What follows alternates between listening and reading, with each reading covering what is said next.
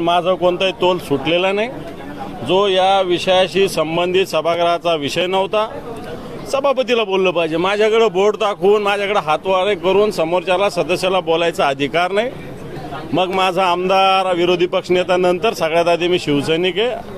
आणि मला असं वाटतं जो राष्ट्रवादी वगैरे यांचे सगळे विषय जे होते, विचार होते, आता भाजप म्हणजे जुम्मा 4 दिवस आणणारा माणूस मला हिंदुत्व शिकवणार का? माझ्यावर 75 केसेस आहे, सगळ्या दंगलीच्या केसेस आहे, सगळ्या प्रकारच्या केसेस माझ्यावर आहे। 4 वेळेस तडीपार झालेला माणूस आहे, मी शिवसैनिक आहे।